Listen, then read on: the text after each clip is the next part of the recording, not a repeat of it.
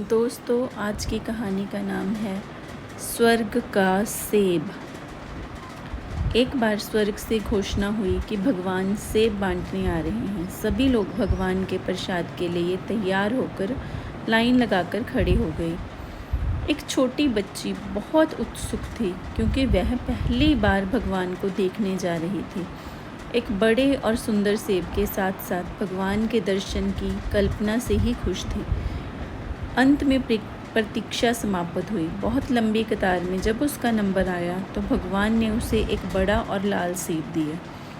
लेकिन जैसे ही सेब पकड़कर लाइन से बाहर निकली, उसका सेब हाथ से छूटकर कीचड़ में गिर गया। बच्ची उदास हो गई। अब उसे दोबारा से लाइन में लगना पड़ेगा। दूसरी लाइन पहली से भी लंबी थी, लेकिन कोई और रास्ता नहीं था। सब लोग ईमानदारी से अपनी बारी बारी से सेब लेकर जा रहे थे। वह बच्ची फिर से लाइन में लगी और अपनी बारी की प्रतीक्षा करने लगी। आधी कतार को सेब मिलने के बाद सेब खत्म होने लगे। अब तो बच्ची बहुत उदास हो गई। उसने सोचा कि उसकी बारी आने तक तो सब सेब खत्म हो जाएंगे, लेकिन वह यह नहीं जानती थी कि भगवान के भंडार कभी खाली नहीं होते। जब तक उसकी बारी आई तो और भी नए सेब आ गए। भगवान तो अंतर्यामी होते हैं।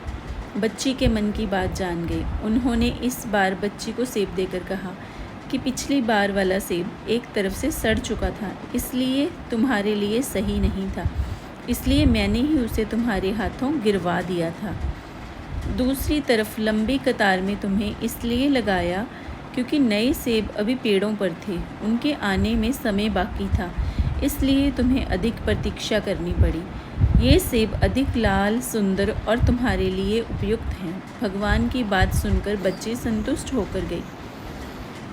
इसी प्रकार यदि आपके किसी काम में विलंब हो रहा है तो उसे भगवान की इच्छा मानकर स्वीकार करें, क्योंकि जैसे हर माता पिता अपने बच्चे के लिए उत्तम करते हैं, इसी प्रकार भगवान भी अपने बच्चे के लिए उत्तम ही करते हैं। और इसी तरह आप ईमानदारी से अपनी बारी की प्रतीक्षा करें।